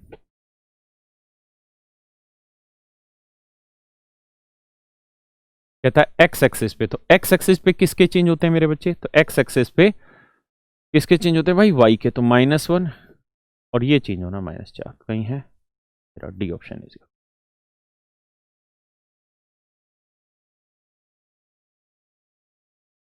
कहता है जी कि find the value of x y in the equation, मतलब इन दोनों इक्वेशन को सोल्व करके आपको एक्स वाई की वैल्यू निकालनी है। तो सोल्व करना आपको आता ही है यार, कोफिशिएंट इक्वल करो, एक्स वाई की वैल्यू निकाल दो। या फिर एक और तरीका ये है कि सारे पॉइंट इन इक्वेशन में चेक करो, जैसे 15 3 यहाँ रखते हैं तो 15 3 45, और y की वैल्यू 3, ये तो सेटिस्फाई करेगा ही नहीं। 4 12 लेते हैं, 3 चौक 12, और ये 12 लिख देंगे, 12 12 नहीं होगा सेटिस्फाई, हटाओ, ये पॉइंट भी कैंसिल। 11 -1 रखेंगे तो 11 3 33, और -1 आ रहा है सेटिस्फाई, अब यहाँ करते हैं 11 चौक 44, और -3 एकम 3 -3, माइनस माइनस प्लस, तो सेटिस्फाई होने लग रहा है, नहीं पॉइंट हो गया 11 -1। या तो चेक कर लो या फिर सोल्व कर लो, मर्जी आपकी, ठीक है भैया।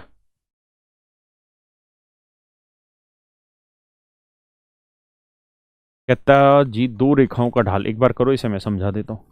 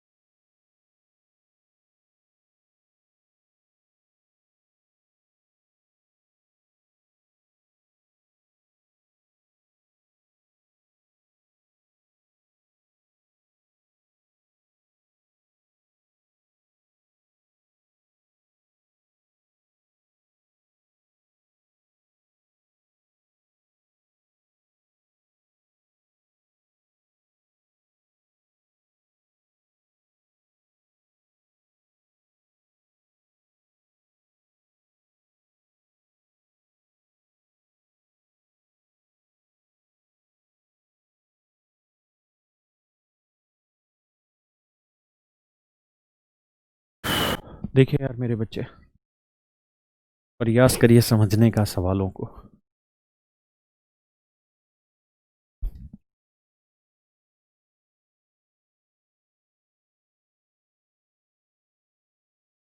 अगर ये दो लाइनें एक दूसरे को काट रही हैं और इस लाइन का स्लोप m1 है और मान लीजिए इस लाइन का स्लोप m2, अगर मेरे प्यारे बच्चों ये दो लाइनें एक दूसरे को आपस में काट रही हैं, दो लाइनें एक दूसरे को आपस में काट रही हैं, तो यहाँ पर संभवतः दो कोण बनते हैं, यहाँ पर संभवतः दो कोण बनते हैं, यहाँ पर दो कोण बनेंगे। एक कोण तो ये वाला बनेगा और एक कोण ये वाला। तो जो छोटे वाला कोण है, अगर इसका मान मैं थीटा रख लेता हूँ, तो थीटा की वैल्यू ये होगी tan थीटा बराबर होगा m1 माइनस m2 अपॉन में 1 प्लस m1 इंटू m2। लेकिन ध्यान ये रहे, यहाँ मॉडुलस है, मॉडुलस का मतलब ये है कि उत्तर प्लस में ही आना चाहिए, तभी आपकी बात सही है, वरना उत्तर गलत है। यानी हर हाल में आपका जो आंसर आएगा मेरे बच्चे, वो क्या आना चाहिए? पॉजिटिव आना चाहिए, है ना? तभी तो छोटा कोण है, क्योंकि दो कोण बनेंगे, दोनों कोणों का एक तो थीटा बना एक अल्फा बना, दोनों का योग 180 होगा, एक 90 से छोटा होगा एक 90 से बड़ा होगा। तो हम 90 से छोटे वाले की बात कर रहे हैं, वो बड़े की बात करेगा तो 180 में से ये घटा के ये निकल जाएगा, कौन सा मुश्किल काम। अब आइए पिछले, कहता है जी दो रेखाओं का ढाल 1 और √3 है। तो मान लेते हैं दो रेखाओं के बीच का जो कोण है वो थीटा है, तो स्लोप निकालेंगे tan थीटा बराबर होगा क्या? तरीका बताया कि मॉडुलस में आंसर चाहिए, मॉडुलस का मतलब प्लस में उत्तर चाहिए। तो देखिए यार, बहुत सारे बच्चे इसे m1 minus m2 upon 1 plus m1 into m2 ये भी लिख सकते हैं, या बहुत सारे बच्चे चाहें तो इसको ऐसे भी लिख सकते हैं कि sir √3 minus 1 upon 1 plus 1 into √3। Sir माना कौन सा जाएगा ये बात करते हैं। तो अगर मॉडुलस हटाऊं तो इसका आंसर तो ये आया,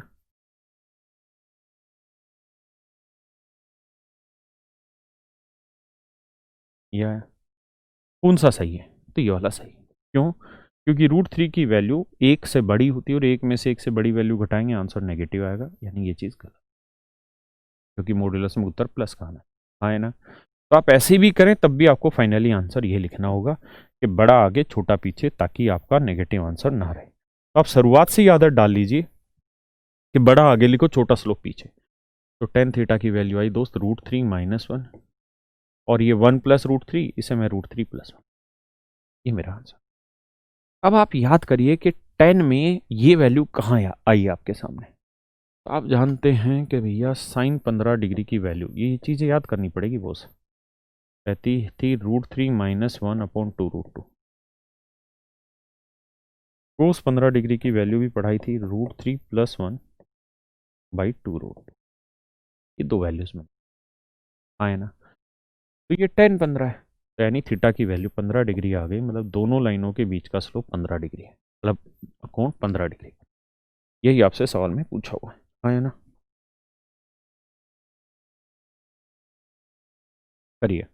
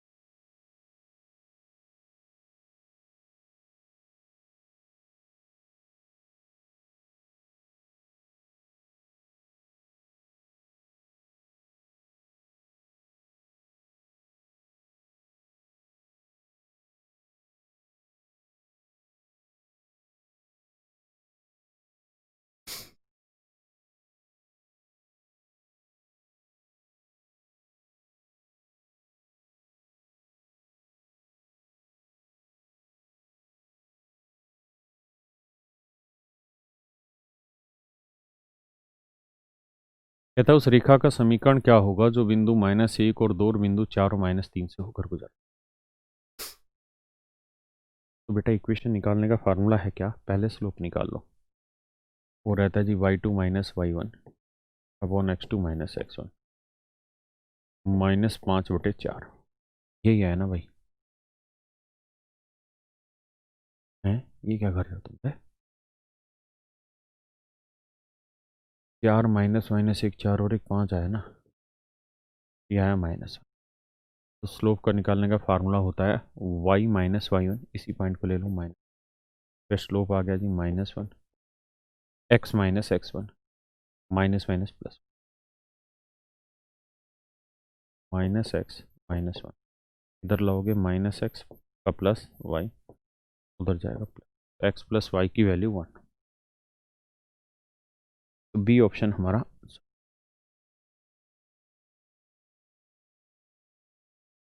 कहता निम्नलिखित बिंदुओं में से कौन इस रेखा पर स्थित है। तो जो भी पॉइंट होगा उस इक्वेशन को सेटिस्फाई करना चाहिए, तभी वो उस पॉइंट पे लाइन कर रहा है। जैसे 2 3 ले लेंगे तो मतलब ही नहीं है, -2 3 ले लेंगे तो भी मतलब नहीं। आप कहें क्यों? क्योंकि माइनस में ही बहुत बड़ी वैल्यू हो जाएगी, या दोनों प्लस लेंगे तो भी बहुत बड़ी वैल्यू हो जाएगी। एक प्लस एक माइनस चाहिए, तो -2 + 3, तो 5 दूनी 10, माइनस का हो जाएगा 3 चौक 12, प्लस का सेटिस्फाई करने लग रहा है, इसका मतलब ये पॉइंट सेटिस्फाई करना आ जाएगा ना। +12 -10 बराबर 2 आया ना।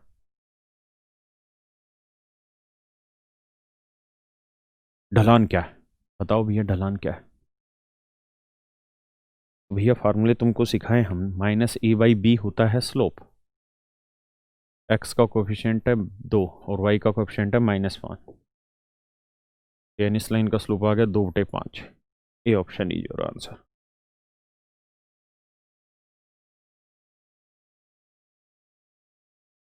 बेटा सेम वही सवाल है, 7x जमा 8y, 56 को इधर ले जाओ, 56 से सबको भाग दे दो, इधर भी इधर भी इधर भी।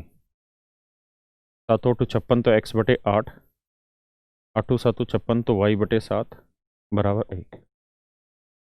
तो यानी ये वाली लेंथ 8 होगी, ये वाली लेंथ 7 होगी, ये लेंथ पूछ रहा है। निकाल दोगे कि नहीं? तो भाई निकाल देना। अंतःखंड ज्ञात करें, find the intercept made by the line. बस x का 8 हो गया, y का 7 हो गया, आंसर 8 7। इंटरसेप्ट की लेंथ निकालने को भी नहीं कह रहा है, ये तो वो मतलब कोऑर्डिनेट ही पूछने लग रहा है, x और y के कोऑर्डिनेट क्या होंगे जो इंटरसेप्ट कर रहे होंगे।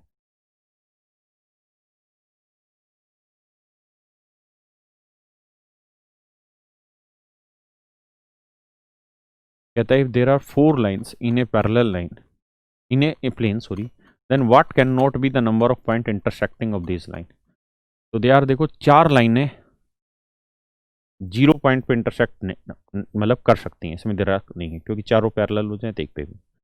5 पे कर सकती है कि नहीं, 4 पे कर सकती है कि नहीं। तो यार 4 लाइनें चारों पे काट के दिखाओ, कट जाएंगी, इसलिए क्योंकि 1 2 3 4 ऐसे कर दे तो 4 पॉइंट पे इंटरसेक्ट हो सकती है। अब आते हैं 5 पे, कि 5 पे इंटरसेक्ट हो सकती हैं, बताओ जी। यानी ये भी सही है, ये भी सही है, हमें तो बताना कौन सा नहीं हो सकता। तो 4 लाइनें 5 पॉइंटों पे इंटरसेक्ट कर सकती हैं क्या? आंसर होगा हाँ या ना, कौन है?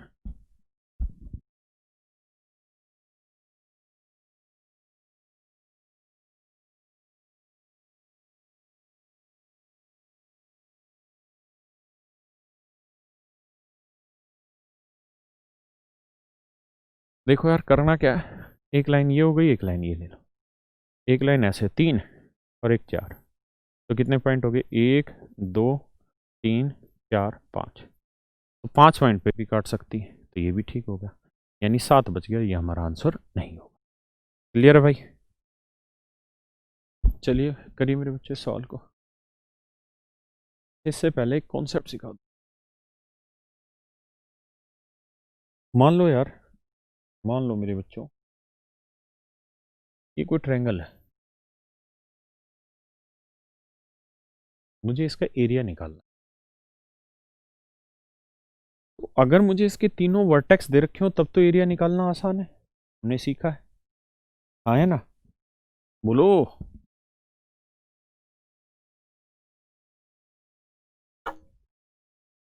ओ भाई तब तो आसान है, लेकिन अगर मान लो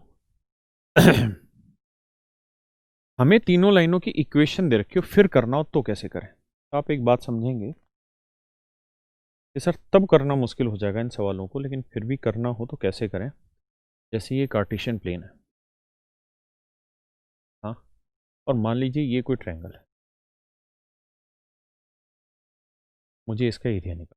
सबसे आसान तरीका ये है कि आप बेस की लेंथ निकाल लो, इसकी कोई भी एक बेस ले लो, जैसे ये मैंने बेस ले ली, आए ना, बेस की लेंथ ले लो और हाइट निकाल लो।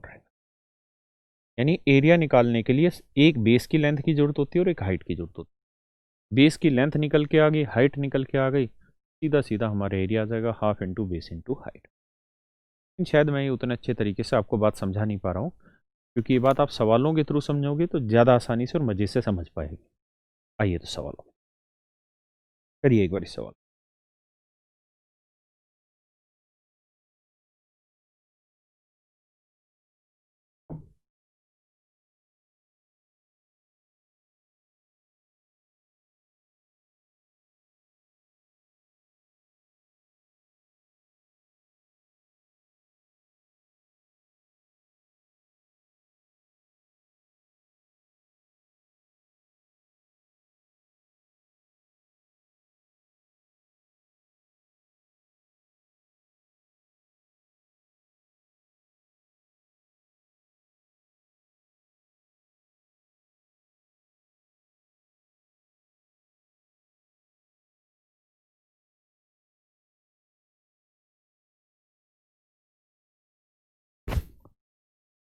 देख यार,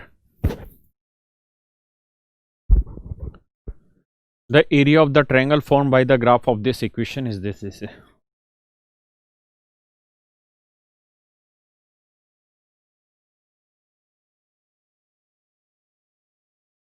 देखो मेरे बच्चों, कहता है the area of the triangle form by this, ये कार्टेशियन प्लेन बना हमारा।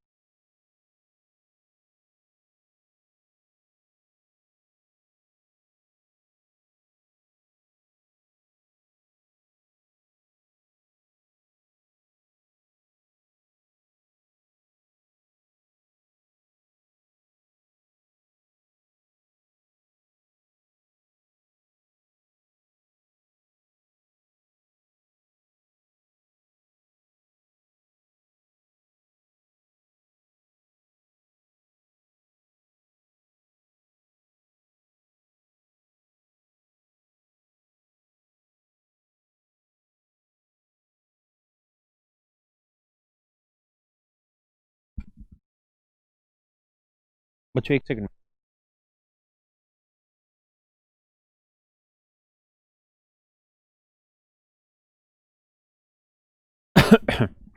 Sorry.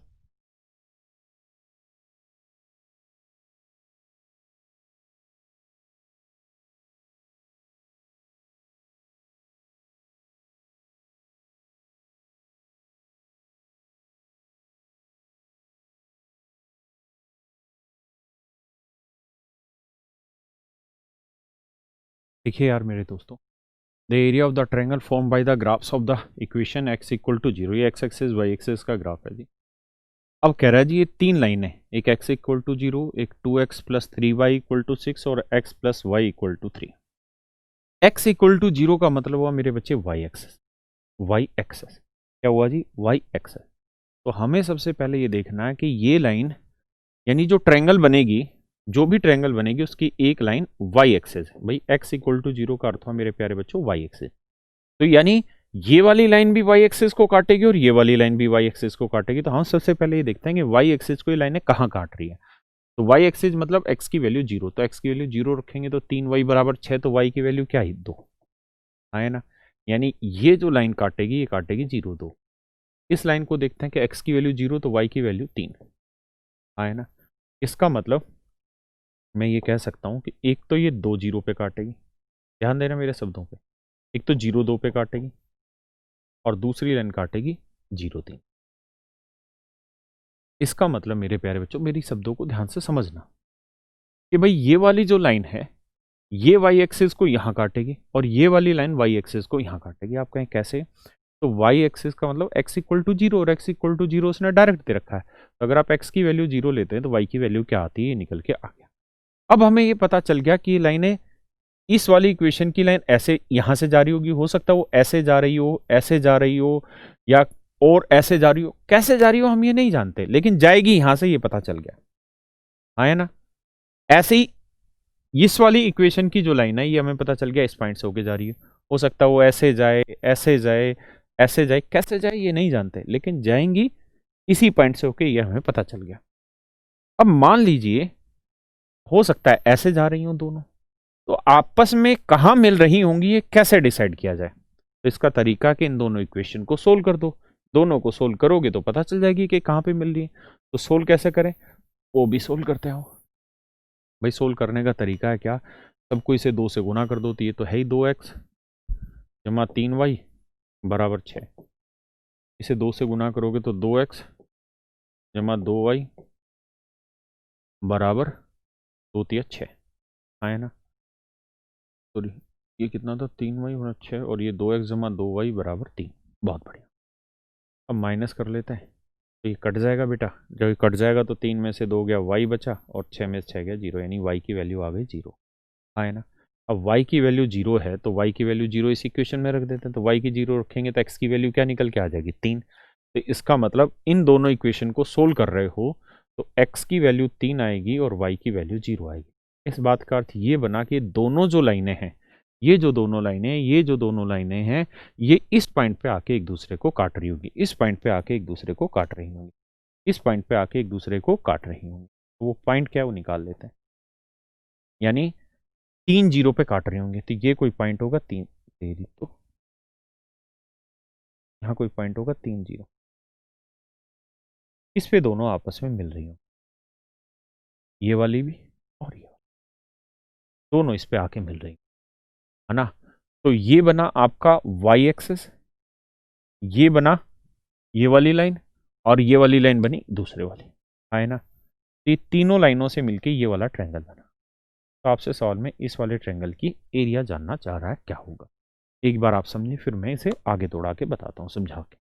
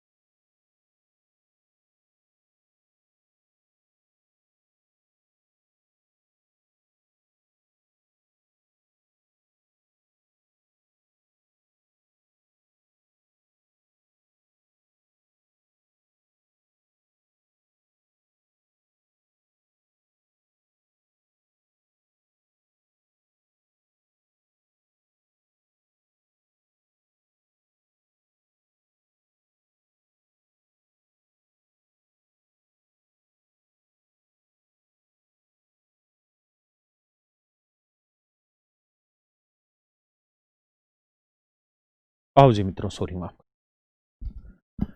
अब भाई इसका एरिया कैसे निकाला जाए, ये बड़ा सवाल रह गया। आ जाओ जरा, इसके लिए भी आपको बेसिक कॉन्सेप्ट जानने की जरूरत है कि how do we calculate area. देखिए मेरे बच्चों, मान लो ये कोई त्रिभुज है, इस बेस साइड की लेंथ है 10 सेंटीमीटर, यानी यहाँ से यहाँ तक की जो लेंथ है ये है हमारी 10 सेंटीमीटर। आए हैं, और ये कोई पॉइंट है P, एक्स वाई कोई वर्टेक्स, और मान लीजिए इस वर्टेक्स के मारिए गोली। समझा ही नहीं पा रहा हूँ। ग्राफ से समझा।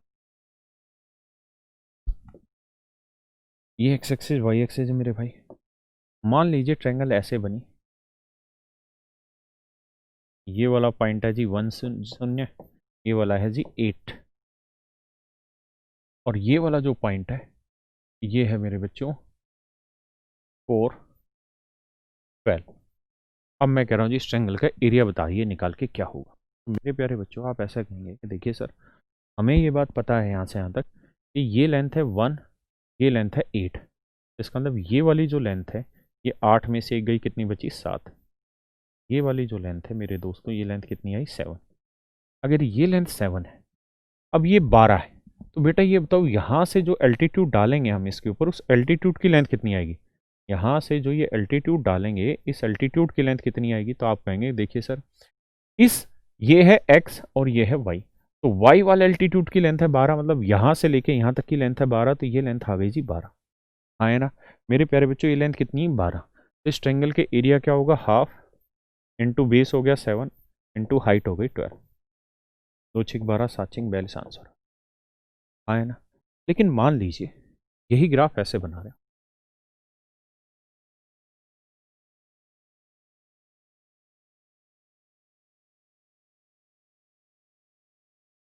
ये पॉइंट 1 0, ये पॉइंट 8 0, और मान लीजिए ट्रायंगल ऐसे बना, और ये पॉइंट है -3 और 12। अब मैं जानना चाह रहा हूँ इस ट्रायंगल का एरिया क्या हो। तो मेरे बच्चों आपने ये बातें पढ़ी होंगी ज्योमेट्री में कि अगर ये ऑब्ट्यूस एंगल है और इस बेस यानी ये ऑब्ट्यूस एंगल और इस बेस की लेंथ b है, और अगर यहाँ से हम एल्टीट्यूड डालेंगे तो नेचुरल है इसके अंदर तो आएगा नहीं, कहाँ आएगा, इसकी इमेजनरी लाइन पे। तो जहाँ पे भी आएगा, अगर इस एल्टीट्यूड की हाइट h है तो इसका एरिया यही होगा half into B into H. यानी मेरे बच्चों बेस तो b ही रहना है, लेकिन हाइट क्या हो जाएगी h। बेस b ही रहना है लेकिन हाइट क्या हो जानी मेरे दोस्तों h। बेस b ही रहेगा लेकिन हाइट क्या हो जाएगी h। क्या मेरी बात से सहमत है। तो बेस b ही रहेगा लेकिन हाइट हो जाएगी मेरे बच्चों कितनी h। कोई दिक्कत है यहाँ तक। यानी ऑब्टूस है तब भी हाइट वही रहनी है h। हाँ, तो इस वाले सवाल में अगर आप गौर से देखेंगे तो हाइट होनी है जो x पे लेंथ एल्टीट्यूड डाला जा रहा है, और ये -3 12 किसको डिनोट कर रहा है कि भाई ये लेंथ है -3 और ये लेंथ है जी 12, यहां से यहां तक की, तभी तो ये हुआ। तो ये अभी 12 है, तो एरिया अभी भी इसका वही है कि बेस 1 है जी, ये 8 हो गया यहां से यहां तक, तो ये लेंथ आ गई 7, तो हाफ इंटू 7 इंटू 12, एरिया अभी भी वही रहेगा। हाँ है ना।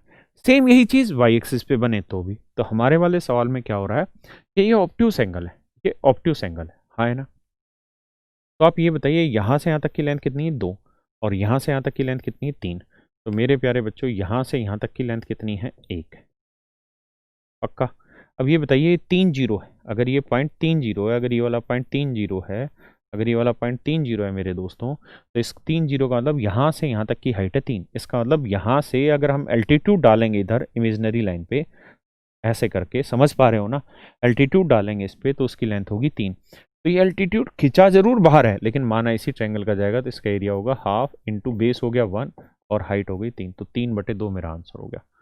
3/2 ये वाला सी ऑप्शन, 3/2 मेरा आंसर आए ना। आइए,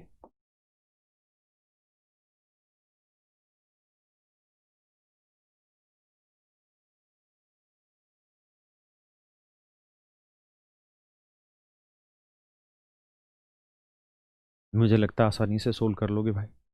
कैसे, ये कोई लाइन है BC और ये कोई पॉइंट है A, इसके वर्टेक्स दे दिए, इनके वर्टेक्स दे दिए, इनके वर्टेक्स दे दिए, रेशियो भी दे दिया 2:3। आपको y की वैल्यू निकालनी है, यानी C का जो वर्टेक्स है उसमें एक कोऑर्डिनेट गायब। कर लोगे। आइए बताइए जी इसकी मतलब इसका एरिया निकालिए। 3x = 4y = 12, करिए जी इसका एरिया निकालिए। कराया था थोड़ी देर पहले, वही सवाल है।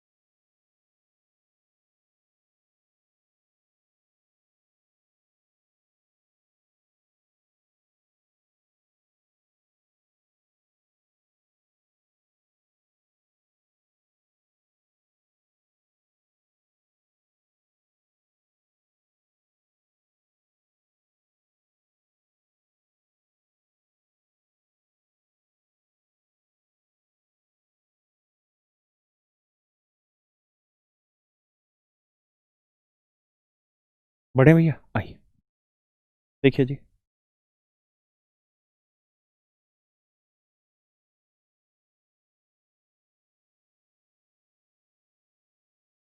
जी find the area of the region bounded by these lines. पहली लाइन लेते हैं। देखिए एक्स एक्सिस और वाई एक्सिस दोनों लाइन थे। तरीका बताया था 3x जमा 4y बराबर 12 है। सबको 12 से भाग दे दो।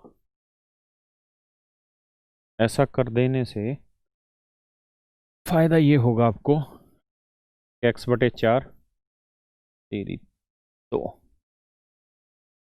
जमा y बटे 3 12 बटे 12 1।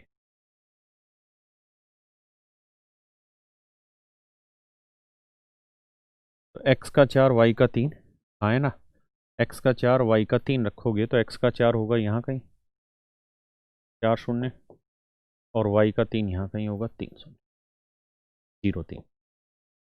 मिटा दो ये, यानी ये पता चल गई कि इससे जो लाइन बन रही है वो ये वाली है। ठीक है जी, अब आगे आता है, चर्चा आगे बढ़ाते हैं। देखिए जी यहाँ x एक्सिस दोनों हैं, इसलिए हमने ऐसा किया। इससे पिछले वाले सवाल में सिर्फ एक ही बेस दे रखा था x एक्सिस, y एक्सिस दे ही नहीं रखा था, है ना। अब आगे आते हैं। यहाँ सबको 60 से भाग देंगे तो 6x बटे 60, 8y बटे 60 और 60 बटे 60। यह आया x बटे 10, यह आया y बटे 7.5 और ये एक बार चेक करो कैलकुलेशन मिस्टेक तो नहीं है।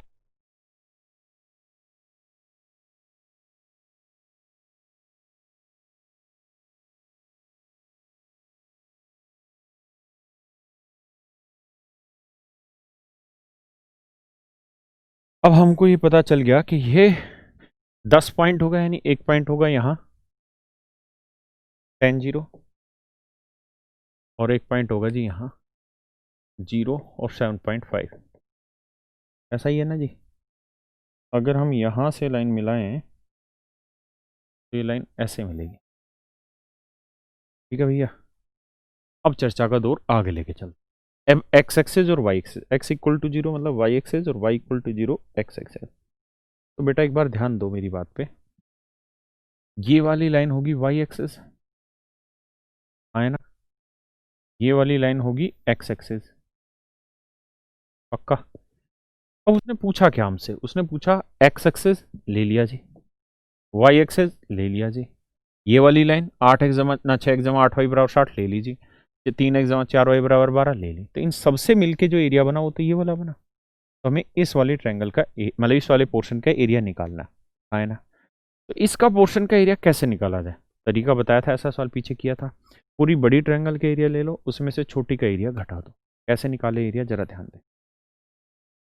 ये बताइए ये लेंथ कितनी है 4, ये लेंथ कितनी है 3, तो इसका एरिया आ जाएगा half into base into height, तो 1/4 1/2 गुना 4 गुना 3, तो ये आ जाएगा एरिया 6। तो ये एरिया आ गया जी 6, हाँ है ना।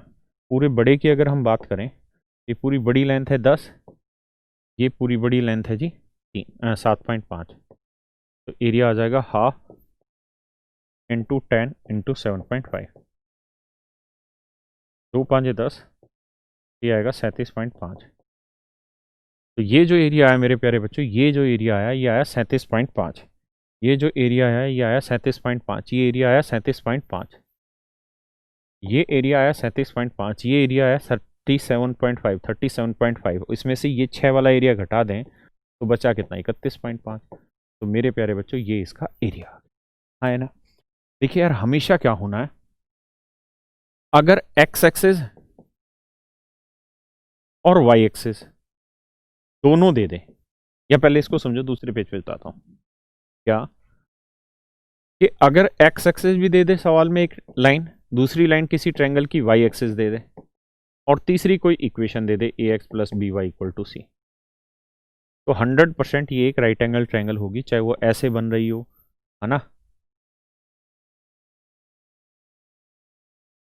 चाहे वो ऐसे बन रही हो भैया, हो सकता है वो ऐसे बन रही हो, ठीक है जी ऐसे करके, या हो सकता है वो ऐसे बन रही हो, यानी कैसे भी बने राइट एंगल बनेगी। क्यों, क्योंकि एक्स एक्सिस और वाई एक्सिस दोनों को राइट एंगल पे इंटरसेक्ट करते हैं, पहली बात।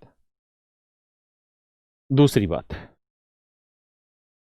अगर सवाल ऐसे हो कि कोई एक साइड बेस दे दे, एक्स एक्सिस दे दिया एक लाइन और दो इक्वेशन दे दे, a1x plus b1y equal to c1, a2x plus b2y equal to c2। तो यहां पे जो ट्रायंगल बनेगी, आप समझते हैं यहां पर अच्छे से कि यहां राइट एंगल तो नहीं बनने की। क्यों? क्योंकि एक्स एक्सिस वाई एक्सिस होता तभी वो राइट एंगल पे इंटरसेक्ट करता है, अदरवाइज तो बहुत मुश्किल केस है। तो इसका फिर तरीका ये होगा कि ट्रायंगल ऐसे बनेगी, अगर बेस एक्स मतलब एक साइड एक्स एक्सिस है तो यानी दोनों ट्रायंगलों का बेस एक्स एक्सिस पे आएगा, दोनों का जो बेस है वो एक्स एक्सिस पे आना है ना। अब दोनों जहां पे भी मिलेगी तो जो वाई वाला वर्टेक्स है यहाँ, वो इसकी हाइट हो जाएगी। बेस आप निकाल लेंगे तो फार्मूला लगा देंगे, half into base into height, आए ना। या इसके अलावा तीसरा केस एक ये बन सकता है कि एक्स एक्सिस दे दे, वाई एक्सिस दे दे और a1x plus b1y equal to c1 और a2x plus b2y equal to c2, ये दे दे और कहे जी इस क्वाड्रिलेटरल का एरिया बताइए। तो एक्स एक्सिस वाई एक्सिस मतलब राइट एंगल वाला सीन बनता है, तो इसमें 100% एक क्वाड्रिलेटरल बन रही होगी ऐसी। और इस क्वाड्रिलेटरल का तरीका ये होगा कि पहले इसका एरिया, बड़े वाली का एरिया निकाल दो, पूरी बड़ी का एरिया निकाल दो, उसमें से पूरी बड़ी में से छोटी वाला एरिया हटा दोगे तो ये वाला एरिया आ जाए। तीन ही टाइप बनती है और चौथी टाइप इसमें कोई बनती नहीं। आइए मित्र करिए जी।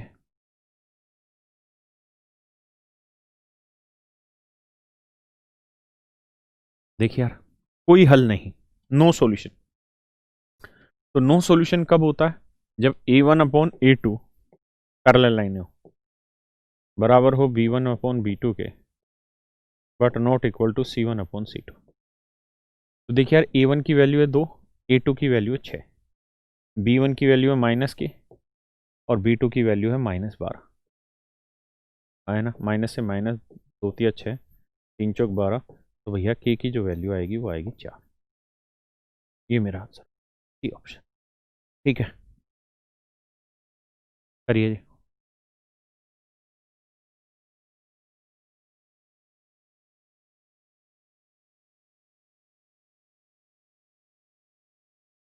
यानी कुल मिला के ये पूछ रहा है कि एक लाइन यहाँ काटेगी, एक यहाँ काटेगी, तो ये वाली लेंथ कितनी निकाल दोगे, ये लेंथ आ जाएगी, ये आ जाएगी, पाइथागोरस लगा के लेंथ निकाल। देखो यार, इसको भैया इस लाइन का स्लोप निकाल लोगे, आप जानते हैं माइनस ए बाई बी होता है, तो माइनस ए 239 और बी की वैल्यू भी -239 है। काट पीट मचाओगे उत्तर आएगा 1, है ना। अब कहता है एक्स एक्सिस को कोई लाइन काट रही है, ये एक्स एक्सिस है और ये कोई लाइन होगी, तो इस लाइन का स्लोप हमने निकाल दिया, कितना आया जी 1। यही तो कह रहा है भाई ये एक्स एक्सिस हो रही है, तो यही तो कह रहा था एक्स एक्स के ग्राफ के बीच कोण कितने डिग्री का, यानी एक्स एक्सिस और इस लाइन के बीच कितने डिग्री का कोण बन रहा है। तो मेरे प्यारे बच्चों, हमको दो बातें यहाँ से समझनी है। पहली चीज़ तो ये कि जब भी कोई लाइन एक्स एक्सिस को इस तरह से काटती है तो ये वाला एंगल थीटा होता है, तो स्लोप जो होता है वो हमारा m equal to tan theta होता है। तो यहाँ दो तरीके से चीज़ें डिसाइड होती है कि अगर थीटा की वैल्यू 90 से छोटी है तो स्लोप की वैल्यू पॉजिटिव आती है, और अगर थीटा की वैल्यू 90 से बड़ी होती है तो जो स्लोप होता है वो हमेशा ही नेगेटिव। थीटा की वैल्यू 90 से छोटी तो पॉजिटिव, 90 से बड़ी तो नेगेटिव। अब सवाल ये है मेरे दोस्त मित्र यहाँ पर कि m की वैल्यू पॉजिटिव आ रही है, पॉजिटिव आ रही है मतलब थीटा 0 से 90 के बीच में। तो 0 से 90 के बीच में ऐसा कौन सा एंगल है जो 10 थीटा पे 1 ले आए? तो आप कहेंगे जी केवल 45। तो मेरे प्यारे बच्चों, ये आपका आंसर है। तो चलिए यार, आज इतना ही रखते हैं क्लास को, फिर अगले सेशन में आपसे बात करेंगे और शायद एक दो क्लासों में इसे कंप्लीट करें। थैंक यू यार।